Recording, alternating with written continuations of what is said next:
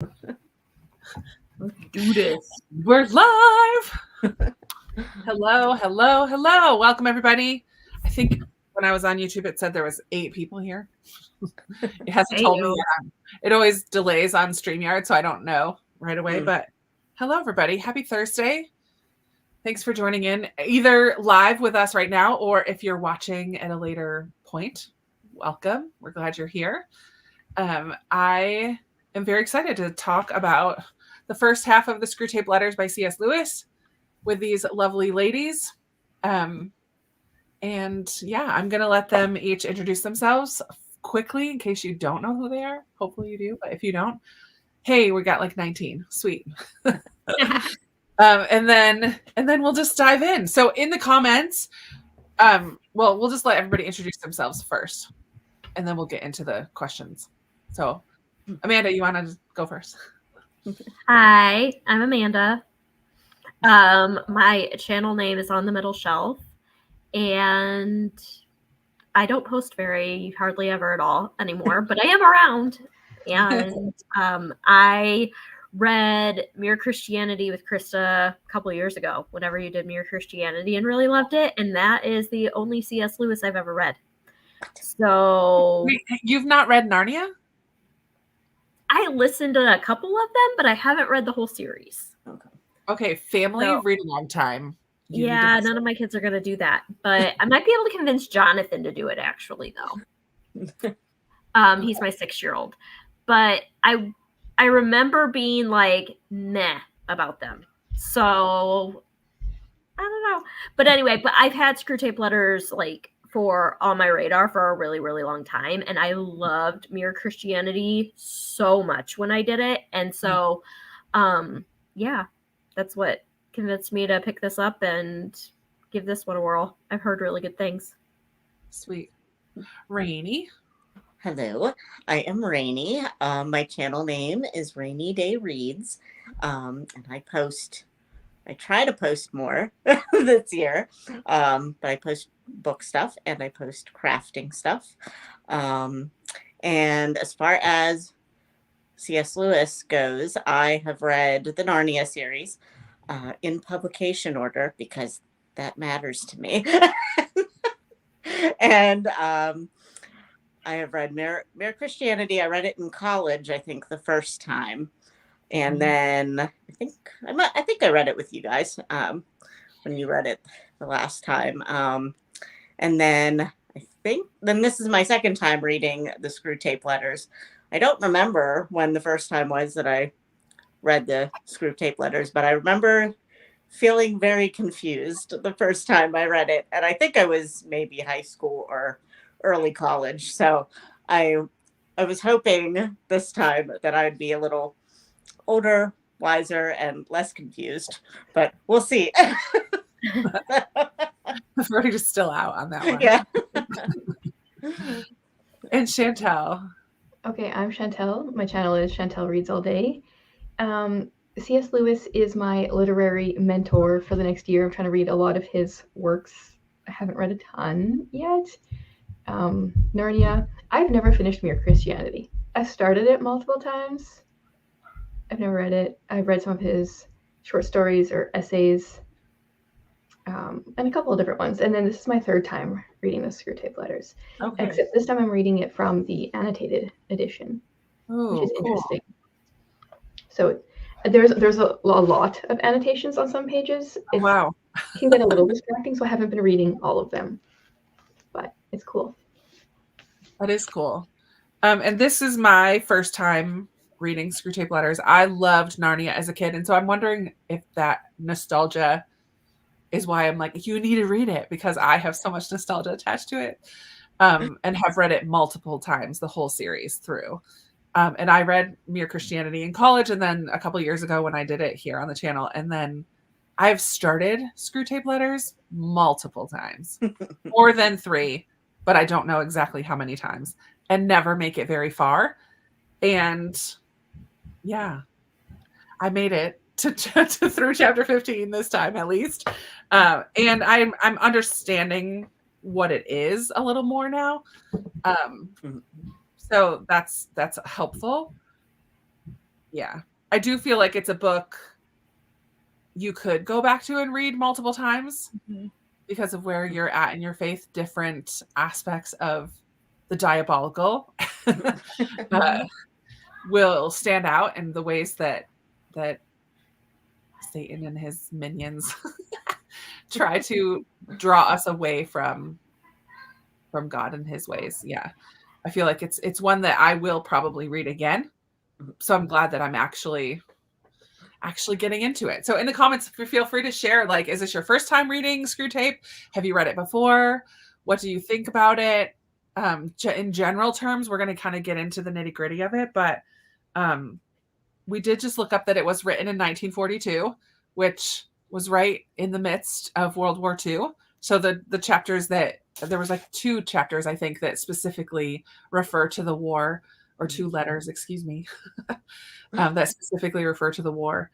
The plan tonight is, I guess, not to necessarily go through chapter by chapter, but kind of like start at the beginning and kind of what kinds of things stood out to you. I guess in general terms, what were your impressions of the first 15 chapters, 15 letters? How did you get on with the writing and all of that? And any of you can feel free to hop in and answer. One of the things that I loved about Mere Christianity when I read it was that it was so readable. It was like, a lot of times I feel like, especially with some theological literature, it can be so daunting and so written over your head, where you're like, I too dumb to read this, right? And I feel like C.S. Lewis really wrote for the layman. He really spells it out for you in a very accessible way, and I loved that about Mere Christianity. And I feel the exact same way about this. I feel like it's a very, like, he's not hiding anything. He's not like trying to over, write. He's just putting it out there.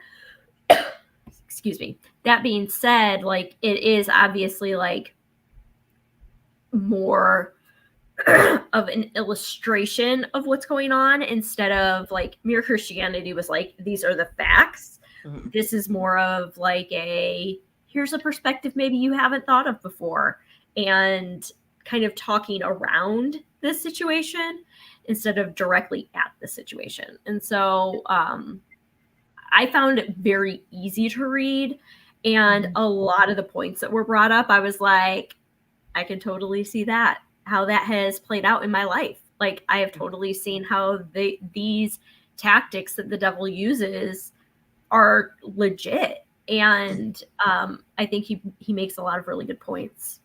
Mm-hmm.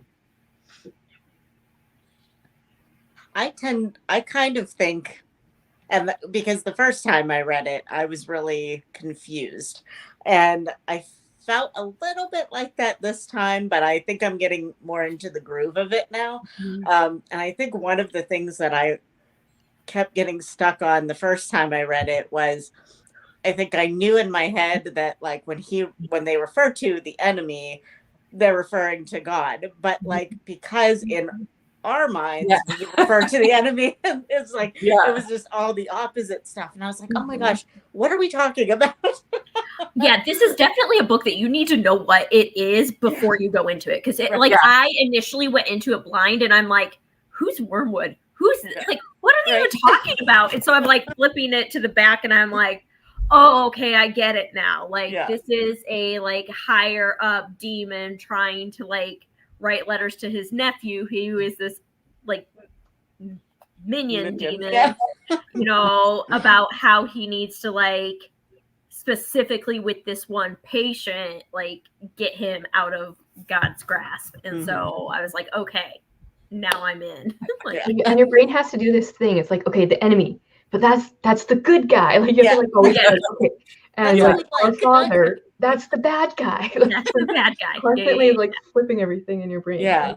And I think like probably in my whatever high school or freshman year brain, it was just too much for me, especially if I read it in freshman year. of being an English major. That was probably just my head was going to explode. So, but yeah, now that's like better, and I do feel like it's more accessible now. I do still feel like it's very like a little bit more highbrow language, I guess, but it's still like I feel like it's accessible, and I think that now that in my current stage of life, I think it's hilarious. Like just the way Screwtape talks to Wormwood, and then like every time he ends it, it's your affectionate uncle, and it's like you're not affectionate at all. I love in the audio that I'm listening to, at least the narrator kind of chuckles, like, Oh. get him with this, Oh. or like I don't know, it's kind of diabolical, which is kind of fun to hear. Are you listening to the Audible version? No, it's on Everand. Everand. Whatever, Everand. Okay, that's the one I'm listening to one on Everand too, but it must be a different one. So. It's the same cover that we have. This one. Okay. I don't remember what my cover is actually, but mine doesn't chuckle. But yeah. But he doesn't do it that often, but every once in a while, and it just kind of makes me chuckle because I'm like, oh, I started it. Shush. Somebody just mentioned that there's a retelling by Randy Alcorn. Oh. It's like a modern day retelling, Lord Thalgren's Letters. Huh. Which might be interesting. Oh, that's cool. And Randy Alcorn's writing is really, really good. I like Randy Alcorn. Yeah. Really Ooh, okay. So, Never heard of him, so I will have to look that up. Chantel, reading this for the second time, have you noticed like anything different, or I mean, how has it been for you reading it again? Well, yeah. So this is my third time. Excuse me. So then it's like every time I feel like, you're a few years older, so different things jump out. But I feel like definitely the same things kind of jump out at me each time, because even though I like to think I am growing as I age, it's like the same things still trip me up all the time. Mm-hmm. And when I read this, it's like, oh yeah, that's where he's getting me, right? Like, so yeah, I should have checked my other copy. I don't know if I highlighted anything in the copy that I read it from before, but I'm pretty sure it's like the same things jumping out at me every time. Mm-hmm. Yeah. There have been a few books. I mean, there was a time where I read primarily Christian fiction, and there have been a few books, in particular, I think of Frank Peretti's books, Piercing the Darkness and This Present Darkness, that kind of remind me that there's this whole spiritual realm happening. And it's funny because sometimes you come across people that are like, okay, you are just spiritualizing everything. But I'm like, in reality, it is kind of all spiritual. And this books like this remind me in a good way, I think, that there is a constant battle for my soul and for our souls to keep us away from God. Like that's a true thing. As I just read through the New Testament and like just read Revelation, like it's a true thing that there is a constant battle in this realm that we don't see to keep us from God and on his end to keep wooing us and drawing us to himself. Like that's just something that's happening all the time. And we forget about it. And as I'm reading this, I'm like, oh, that's why I'm forgetting about it. Oh, like, stop it. I'm like seeing in a very interesting, it's been very interesting for me to see, oh yeah, that's something that happens. That's a thought process that I have. Oh, that's something so it's kind of like, yeah, I feel like immediately I'm going to want to reread this. and almost like prayer journal each chapter, like, okay, God, like when this happens, like Holy Spirit, like snap your fingers in my ear, like, Krista, this is what you just read about. Like, it's real. It's cool. It's good to kind of like have those blinders removed for a minute and be like, oh yeah, there's a lot going on for my soul that I'm not aware of. In general. One of the enemy's tactics, right? Like one of Satan's tactics is for us to forget about all that. Sure. Yeah. Uh-huh. So, like 100%. reading like this book or like one of Frank Peretti's books really makes you think about what's going on that we can't see. And Right. So how Yeah. mad is Wormwood and Screwtape right now that we're even having this discussion, right? Yeah. Well, and like Drawing, shedding light. how many people wanted to join us, Mm. but Wormwood or Screwtape, got in their heads, and for Yeah. some reason they never got to it, and like Mhm. just Yeah. all the battle we just don't see. Yeah. Yeah. Yep. I want to It's- go through. Go ahead. Keep going, Oh, Rainey. I was just because I have, like, where I work, there's a lot of Christians in my office, and I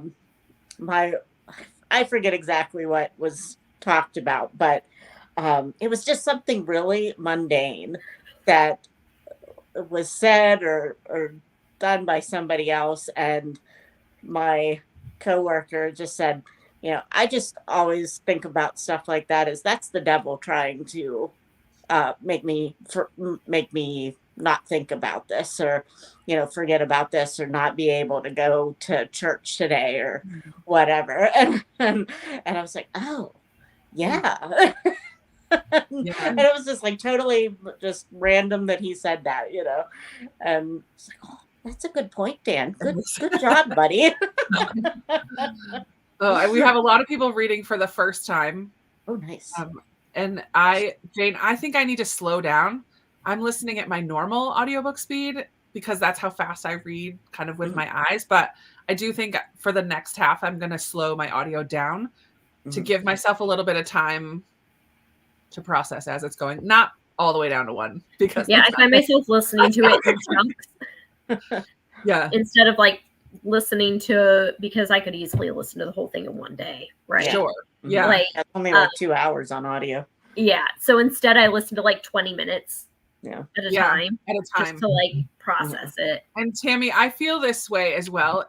It's not something that I have engaged with like on a chapter by chapter or letter by letter, but like kind of as a whole, as I'm thinking about it, I feel like more things will be highlighted, which is why I feel like I would want to read it again. And maybe doing what Amanda said and like shortening the chunks and like giving time to process. It's not a story. Like it's not going to be emotionally engaging, but it's a different kind of a read. So second time, clever concept. Yeah. I wonder. I was there with you, Nancy.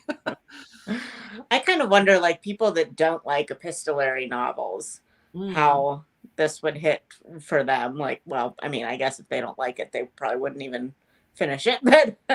But because I almost wish, I don't read a lot of epistolary novels. I don't have anything against them. I just don't usually pick them up. But I almost kind of wish we were getting the actual letters from Wormwood, because I'd like to see like where his, because there was actually one point where, and I'll probably remember when it was actually when we talk about it, but where it almost seems like he was sympathizing with the Christian, and then Screwtape's like, I was very disappointed to hear that you said that this was very unfortunate. Oh, it was the praying for his mother. That was the part, and he like was kind of sad that Screwtape wanted him to be like blasé about his mom, and he's like, that's what we want. Yeah, Pam, I found this too. Like parts of it are difficult because of the language, parts of it because I'm not engaging with it, but parts of it are difficult because I'm like, oh shoot. Like I go right into that trouble. I'm like, crap. This is uncomfortable. Like it is. It's making me very uncomfortable because I'm like, guilty. Oh yeah, that's me too. Oh yeah, that one too. Oh crap. That too. Yeah, this is a great idea, Mariah. Using it kind of as a devotional, taking it letter by letter and allowing. That's a really good idea. Yeah, that is a good idea. I know there are other sprints happening right now. Sorry. Feel free to watch later, Katie, if you want to. So a couple things before we're going to kind of go, I'm going to do like we're not going to go full on chapter by chapter, but I did want to highlight that I put a link in the description to this study guide from C.S. Lewis Institute that has kind of an overview on the first page, and then it goes letter by letter and asks some questions. So Mariah, using it as a devotional, this would be really helpful, things like questions to answer for yourself. And then at the end, this is what I'm going to use tonight. It kind of has, this is the first 15 chapters, and it has the theme of the chapter.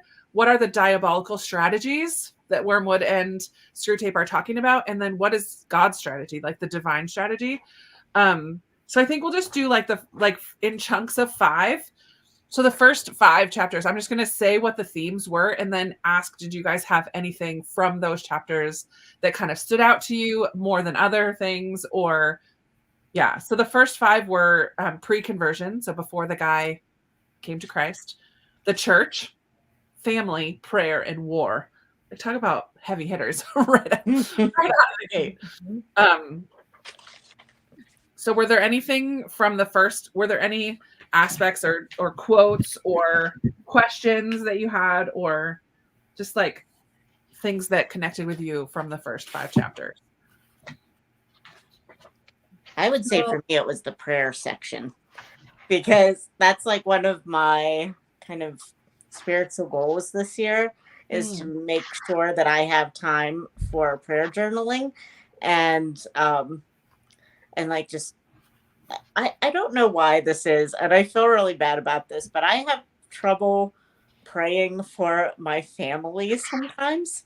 I won't get into all of it, but it's definitely something I should be praying for, but it's just not something that I ever like. It's just not something that I always think about.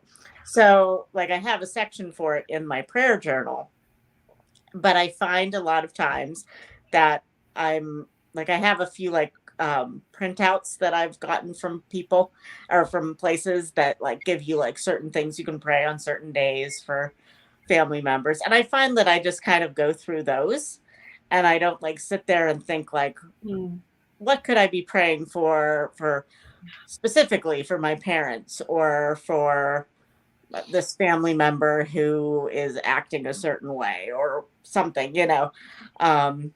So I'm just kind of more doing that like rote thing sometimes. And even I can feel that it's kind of like, I'm just getting this done to get it done, you know? So yeah, I was a little bit convicted about that. Yeah, like I can agree with you though, Rainey. Like a couple of years ago, I made it a goal to enrich my prayer life. Mm-hmm. And Satan was like, "Oh, what did you say?" I'd take that as a challenge. And like it was the worst year for my prayer life possible. So then reading this chapter, it's like, oh, this is what he was all up to. Like, wish I would have read this that year because yeah, I've definitely been there. I thought like straight out of the gate, chapter 1, like the biggest takeaway is the devil's best defense is distraction, not argument. He's not going to argue you away from God. He's going to distract you away from God. And I was like, oh man, like that hit so hard because that's so true for me. Like I have so many things going on in my life that are pulling me in every other direction. And I just, that to me was like a huge, like conviction. Yeah. I agree. I underlined, I talked about, I noticed all those specific distractions that he talked about. Just like anything can be a distraction. And this is 1942, never mind, you know. Right. Yeah, now we got the ping, ping, ping, ping, ping, ping. Oh my gosh. Off all day. Yep. Yeah. I have this, and I'm sure you guys have this too, like a group chat that like 4 or 5 people get like going all day long. And you just, at some point you're like, okay, I'm working. I got to like put you away or like, something. And but yeah, it can just be like, and I have a Fitbit that like buzzes whenever I get something. So even if I don't have it on, my watch is going off and I'm like, stop. Yeah. Yeah. Let's just laugh. Katie said, no, it's important to be here. Don't turn into Screwtape on me. I'm glad you're here, Katie. I'm glad you're here. Oh man. And then a couple people said the church chapter, one of our greatest. So this is Screwtape talking. One of our greatest allies at present is the church itself. Again, 1942, but how much more so now? Oh, for sure. Yeah, I marked that quote as well. Yeah. It's brutal. It's really sad. It's really sad to me that that is the truth. Yeah. Like I consider the church that I'm currently attending to be pretty healthy. It's not perfect though, and I know there are people who have left with specific hurts even from my church, and that's just really, really sad. But you're dealing with humans. Yeah. We're dealing with people. It is really sad. But it's all turned back like personal though, like how he's like telling Wormwood to like get him thinking about the other people that are there and judging what they're wearing or comparing them to yourself or just all of these little things. Are they really walking out what they are here talking about or whatever? Like it's all turned back on the person, like the specific guy that Wormwood is. But that's the case of it too. Like the church itself is going to be flawed, but yeah, it's still the bride of Christ. Like that's what I keep. Jesus still calls the church his bride, right? And we are the church, but yeah, he makes it like get that little thought in your brain about the people around you, and turns it all inward. Yeah. Well, like I was even talking about that the church is a certain way. I kind of left, not like many years ago at this point, I left my church because I had like a traumatic event and I just didn't feel like I was mad, all that stuff. Not anything to do with my church, but I started like reading my Bible again and getting more spiritual, I guess you'd say, and working on my faith, but I still wasn't going to church. And I would start kind of talking about it a little bit more on my channel. And just like there's something niggling in my brain, like, you're saying all these things, but you should be going to church. You'd be sitting in your PJs and maybe on occasion watching it online. That's like, somebody's going to call you out on that one day. I'm like, yeah, okay. Yeah. So, and thankfully, because God has put this woman in my life ever since that time, she and her husband decided that they were going to start going to the church that I had gone to before and wanted to know if I wanted to come with them. And so I was like, oh, yeah, if I have somebody to go with me, then sure. so now I'm back pretty regularly. Well, now I'm in the choir, so I'm gonna have to go regularly. There you go. So, but yeah, it's like that's definitely a convicting thing. Like you look at other people, and they're talking a good game, but do they do what they say they're doing? And then it's like, oh, it's you, it's me. Okay. Yeah. I love the work of the enemy when it comes to the church, and the enemy being God here, right? So the good guy is to allow those disappointments to happen because he wants us to have that freedom. Ultimately, he allows disappointment in church and in people, being the church, to happen because he wants us. Yeah, what did it say? He's not gonna like force anybody to. He refuses to carry them by their affections and habits to any of the goals which he sets. He leaves them to do it on their own. So he wants us by our choice to be his sons and his children. Unfortunately, that means that along the way, there will be those hurdles. Yeah, there will be bad choices made. Yeah, by us and the people around us. And what are we going to do about it? Like, is the question. Mm-hmm. Yeah. And then the other one we didn't really talk about too much is family. Chapter 3 was family. I did think it was funny that he was like, Wormwood, the little things that they do to annoy the crap out of each other, if you could just keep them doing those things. And I was like, isn't that the truth? Like, isn't that the flippin' truth? As someone who lives in a full house, I have 4 kids and my husband and a dog, like, oh my goodness. I like wrote a Post-it note, like in big bold letters, just because it annoys you doesn't mean it's a sin. Because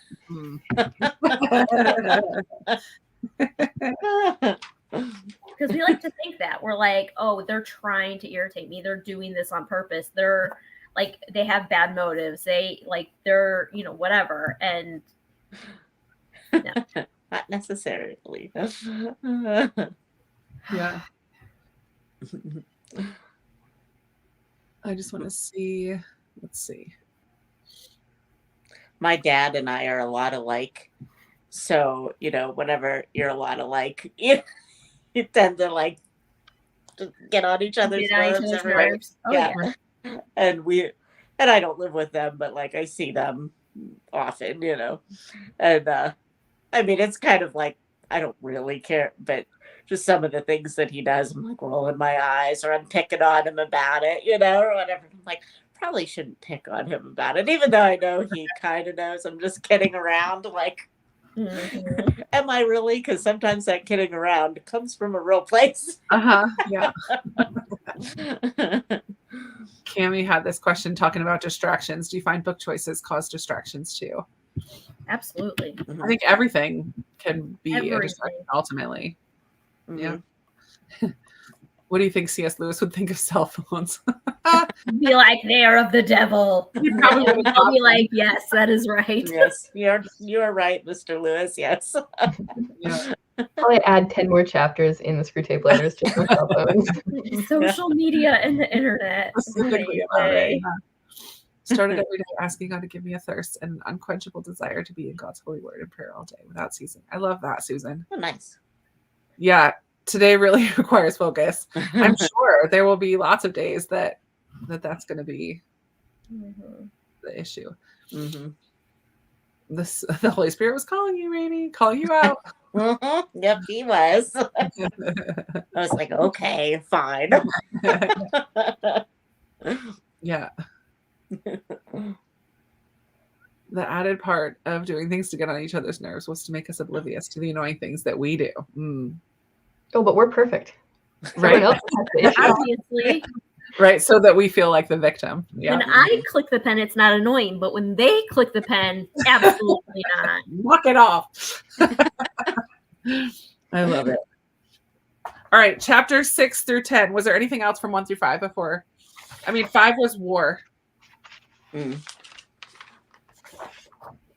I do think, as far as 5 goes, I think just the fear and like terror that they talk about of like the future, fearing the future, that hits home, because even like some of the stuff that's going on right now, if you really let yourself like get super sucked into it, it can suck all the joy out of your day, because you're just like, well, we're just getting into chapter 6. One of the lines that I highlighted is, there's nothing like suspense and anxiety for barricading a human's mind against the enemy. Yep. And he's coming back to talking about the future again in chapter 15 too. So that whole theme of like, keep them not thinking about the past or the present or eternity, but like that future that's separate from eternity. But that's where like the worry and the expectations, then unmet expectations, like all of that lies in thoughts of the future.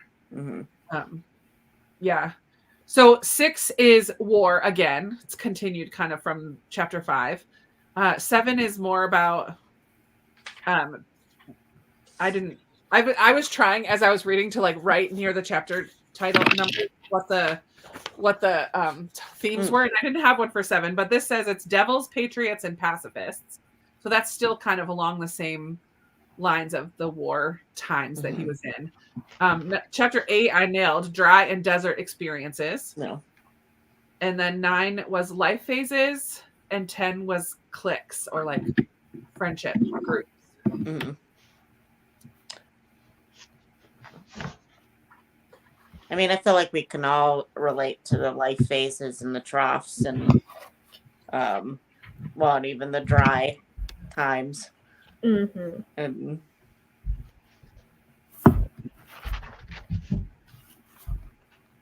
yeah, I loved in chapter 7. I didn't really catch on fully with like the patriots and the pacifists, but in thinking about our world now and the culture that we live in, there was I like starred this quote. He said, "All extremes except extreme devotion to the enemy are to be encouraged." I'm like, that is so, we live in such an extreme society. Oh, you said something I don't like, you're canceled.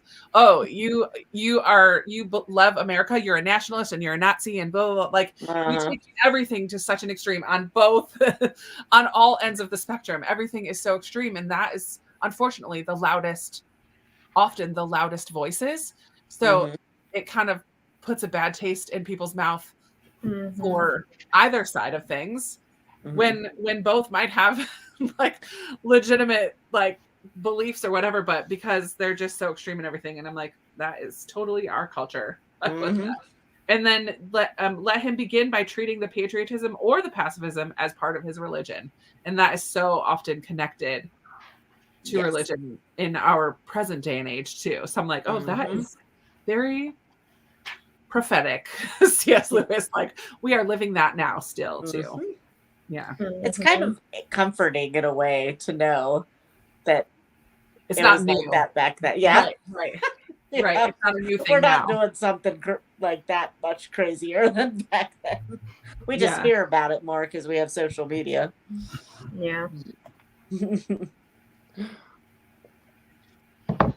I thought the cliques chapter was interesting because I go to a big church and I haven't really experienced this, but I'm kind of like on the outskirts anyway of the, friend groups. But I've heard from other people that have been involved more that it can be like there's definite cliques in my church. And I mean, that's probably whether it's a big church or a small church, that probably happens. But yeah, I thought that was kind of a interesting parallel or interesting idea that, being cliquish within your church can make people like not want to be there, And then that makes me think, okay, on the flip side, how can one make sure that you're not being a part of a clique in a church, and how can you be inviting and welcoming to everyone? Right.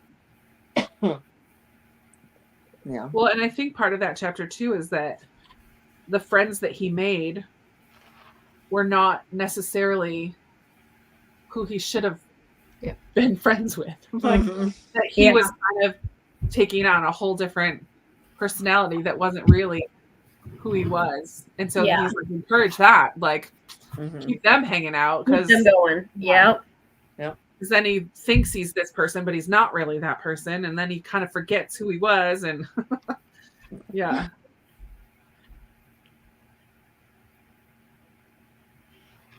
I underlined this. It said in that chapter, all mortals tend to turn into the thing they are pretending to be. It's almost like we say, fake it till you make it. Like, we literally say that. I'm like, but really, is that a good thing? Should we be doing that? Probably not. Yeah.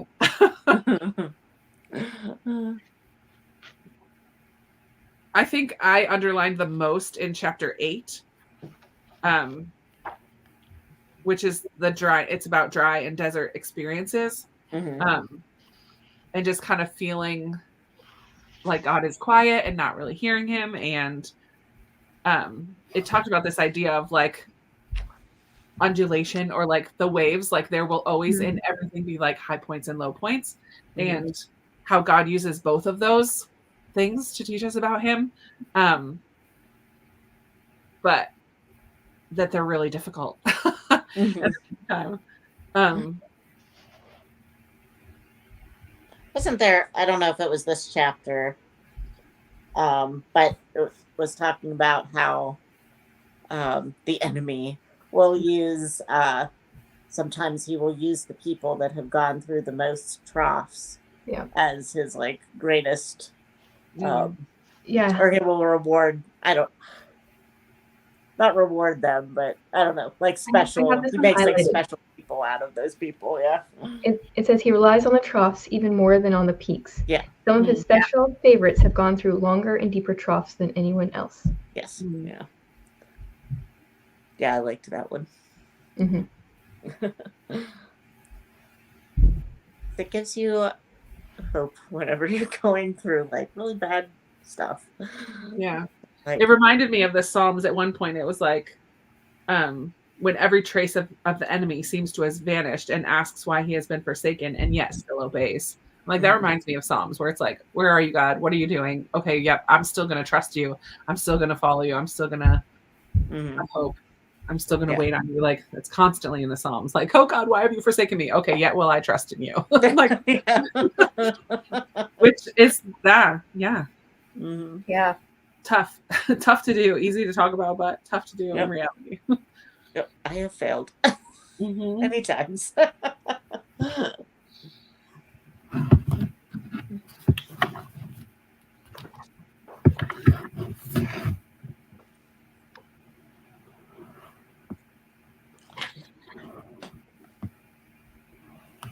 Oh yeah, what was that one? 9 was still more about the troughs. Here's like a funny 9 is talking about those troughs again, kind of phases of life still. He says a moderated religion is as good for us as no religion at all, and more amusing. Man, I love his like snark. I know. Like, I remember that even from Mere Christianity. His snark and sassiness. I'm like, oh my goodness, I love it. I'm here for it. I think that's what I like most about him. I'm like, you're so sassy. Yes, Lewis. I'm so glad that you're enjoying it more this time, Jen. Read it last year. Listened to it last year. Didn't get much out. Highlighting like crazy this time, though. Nice. Good. When we push out God, something else moves in, and that we treat as a religion. Chapter 8. We want cattle who can finally become food. He wants servants who can finally become sons. Oof. Yeah. That's a good quote. God fixed that problem for me. All my friends left my church, and that really forced me out of my shell. Yeah. Oh, no.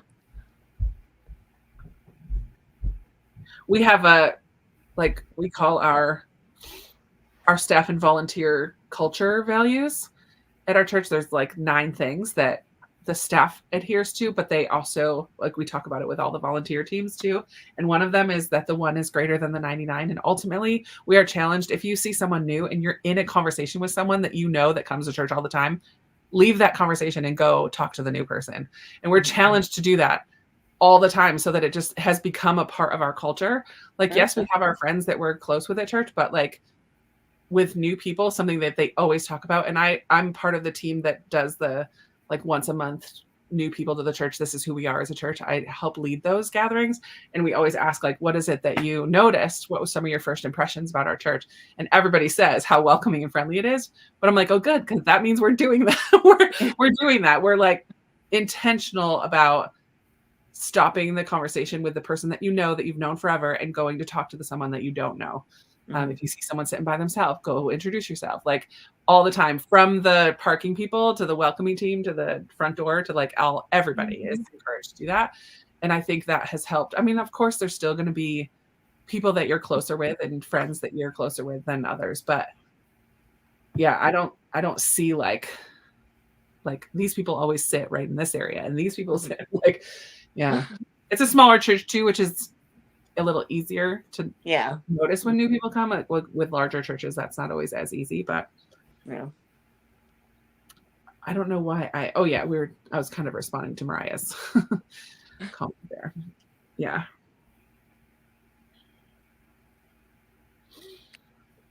Yeah, I All feel right. like my church being a big church, like everybody, like I never really felt like, oh, nobody's talking to me or anything. Mhm. But I also feel like it is a lot harder to even notice if somebody is not talking to somebody. Like, are they The just church waiting that for I something? go to is one of 10 campuses of the Mm. largest church in Minnesota.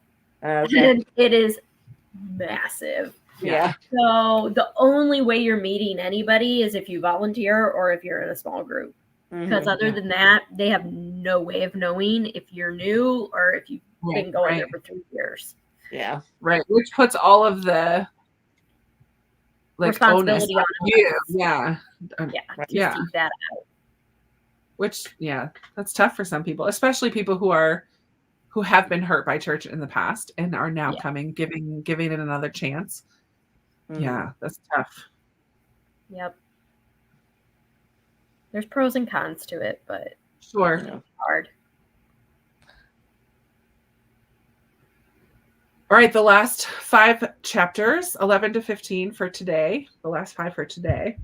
11 was humor, which was kind of a fun chapter to read. Yeah. I like that one. 12 was sloth. 13, pain and pleasure. 14 was humility, and 15 was time and eternity again. These were good. Mhm. I probably did my most highlighting in this chapter or this section. Yeah. Because the humor section, I work with a lot of men, Yeah. so their humor is often different than ours. But like, I'm just snarky enough that I find myself laughing at some of the things. But then sometimes I'm like, I shouldn't be laughing at this. I just need to like walk away from this conversation, and I do for the most part. But yeah, sometimes I don't, and I should.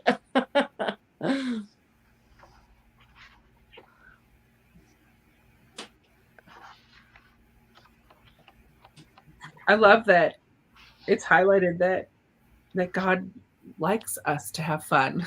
Like Yeah. he's like, fun is of little use to us. It can sometimes be used to divert humans from something that the enemy would like them to be feeling or doing, but it's wholly undesirable tendencies. I'm like, fun. I feel like that would be something that the devil would use, but it's not. Yeah. The joke, like the inappropriate jokes or whatever, the flippancy, that is more the things that he uses. But I like that God wants us to laugh and have fun and be joyful. Like, Yeah, I liked his fun is closely related to joy. yeah. I like that phrase.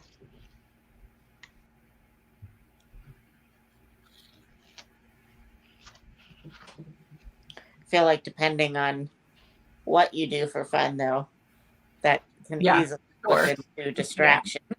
Yeah. I don't even mean like weird fun things. I just mean like for me, cross stitching. Like if I thought like I could Bible study right now, or I could cross stitch, what do I often choose? Or reading for a lot of people. Yeah. Well, in chapter 12, he was talking about, I think, how he's kind of slid a little bit. You no longer need a good book, which he really likes to keep him from his prayers or his work or his sleep. A column of advertisements in yesterday's paper will do. Mm-hmm. And it's like, it can be a slippery slope. Yep. Yeah. Oh, yeah. Talk about scrolling on your phone. Like it's fine for a couple minutes, but when I sit here and it's been an hour and a half and I'm like, what on earth? Go to bed, Krista. Ridiculous. Yeah. Yep. The last sentence of chapter 12 really hit me. It said, indeed, the safest road to hell is the gradual one, the gentle slope, the soft underfoot, without sudden turnings, without milestones, without signposts. Because that whole chapter just talked about like, just get them turning just a little bit. Turning a little bit in the wrong direction. Yeah. Yep. With those little distractions that we've been talking about the whole time. Like, yeah, slippery slope. Time wasting is a big one for me sometimes. Just ask the dishes that are in my sink or the trash all over my house. Like, oh, golly.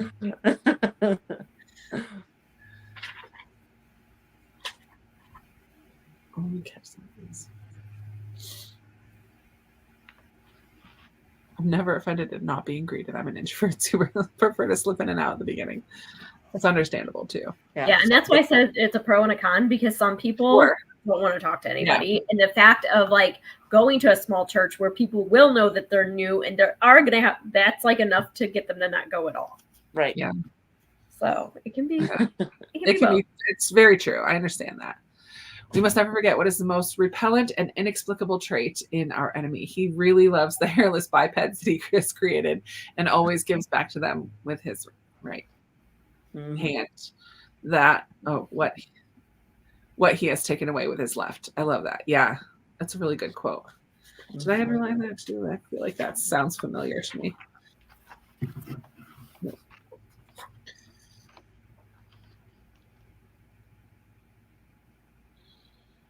I saw somebody sent me one of those little Christian meme videos that it was like this guy saying or praying, Lord, please send me Christian friends, and then that was like God saying, well, do you go to church? No. When you or like when you're at church, do you talk to anybody? No. Do you get involved in any small groups? No.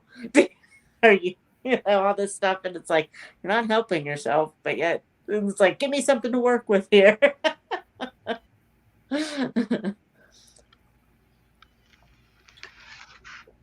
I loved chapter 13 in thinking about like God's plan. Like God really wants us to be ourselves, who he created. I was just rereading through that part, and I was like, that some of this attempt to like get us to not like stuff, but God is the one that he wants us to enjoy driving down a country road or seeing a beautiful sunset or just reading a good book that we love. Like he wants us to enjoy those things. I love this. When he talks of their losing themselves, he only means abandoning the clamor of self-will. Once they have done that, he really gives them back all their personality and boasts, I'm afraid sincerely, that when they are wholly his, they will be more themselves than ever. Hence, while he is delighted to see them sacrificing even their innocent wills to his, he hates to see them drifting away from their own nature for any other reason. Yeah.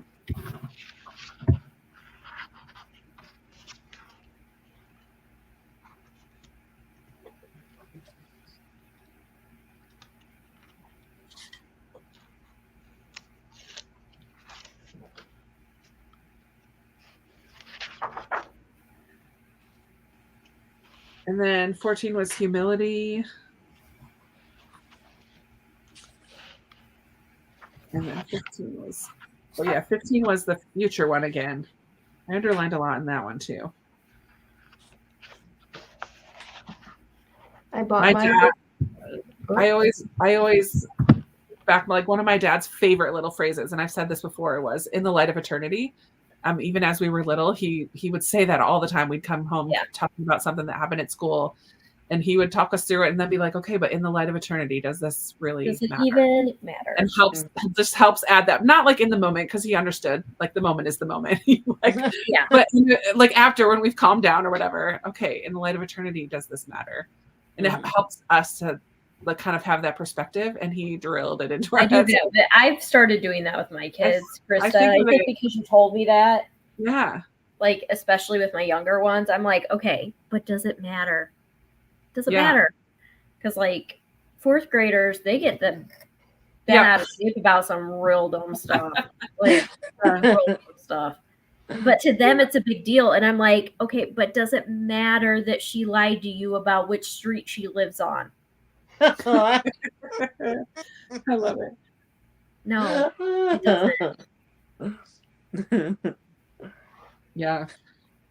But it's a hard thing. But to her, it does, because she's trying to figure all this out, you know? Mm-hmm. Yeah. And he's talking about God. He, therefore, I believe, wants them to attend chiefly to two things: to eternity itself and to that point of time which they call the present. For the present is the point at which time touches eternity. Like, ooh, that's kind of cool. because eternity is not made up of like minutes and hours and seconds. So like in the moment, like that's like a glimpse of eternity, like on a moment by moment basis, not like 3 seconds from now or what. I don't know. It's kind of a hard thing to, we don't fully understand a lack of time because everything that we know is enveloped, is like foundationally is time, but eternity is without time. So I really love that Francis Chan clip where he talks about living in light of eternity. He's got this rope and he's like, our life is this. And then there's all this rope that is eternity. And it's like, are we living for this? Yeah. Or are we living for the rest of it? Yeah. And we can get so focused on that little blip that we're here on Earth. But that's not really what matters. Yeah.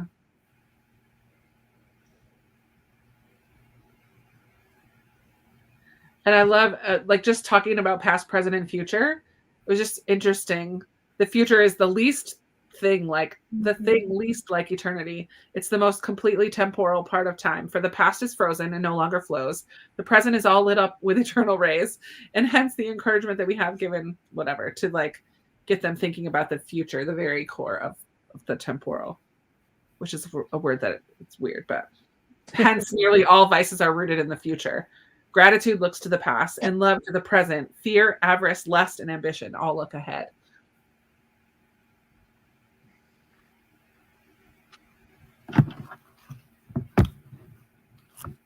Yeah. So good.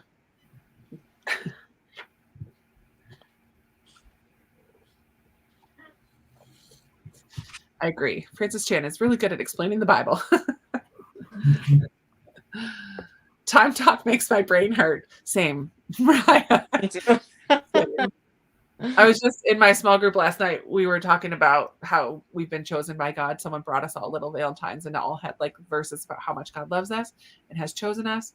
And one of the verses we read was from Ephesians chapter 1, where before the creation of the world, God has chosen us to be his children, whatever goes on from there. But I'm like, wait a minute. Like, wait a minute. Yeah, it's crazy when you start breaking it down. Our brains can't fully I just read embarrassed. Our brains can't fully comprehend. Yeah. The child that lied may be embarrassed by where she lives. Oh, yeah. That might be. Yeah. Our life is just a breath. So true. Very cool. Was there anything from this first half that you guys that stood out to you that we hadn't touched on, either in the comments or you guys here? I mean, we didn't go exactly chapter by chapter, but we kind of talked through a lot of it. Yeah, I don't know. I'm like getting caught up in rereading it. I need to. She's already started. I love it. I'm like, oh yeah, that's good too. Oh yeah, that's good too. Like, yeah. All right. Well, good. I was kind of hoping it would be about an hour, and here we are, just about 1 hour. So that's pretty impressive. We did it. Well done. Everybody pat yourself on the back. we did good. So we will read the rest of the book, chapter 16 through the end. Was there, Rainey, what were you asking if we're doing that one? Oh, there at the end of mine. Well, at the end of yours too. There is the Screwtape proposes a toast. Yes. Yes. oh yeah. I wasn't sure if that was officially included. Yeah, it's like 2 pages. I think we can read it. Oh yeah, it is. Yep, you're right. Yeah, let's read it. Just go through. Just read whatever's in your book. Read it all. Okay. Everything, including the acknowledgments. Yeah. I was going to say I have a whole like section at the back. I don't even know what this is. No, that's Screwtape proposes a toast. I think this first part is C.S. Lewis talking about. That makes sense. Proposes a toast. So just go till the end. It's still not very long. Yeah. And if you don't have it, then Sorry. Don't read it. Don't read it. That's right. But yeah, go ahead and finish it up, and we will join back together on Leap Year Day. What do you call it? Leap Day. Leap Day? Leap Yeah. Day? February 29th. I'm positive that people will be doing sprints on the 29th because it's leap year and people will do leap year sprints. So sorry about that, but we'll be done in about an hour and you could still go join the sprints. Yeah.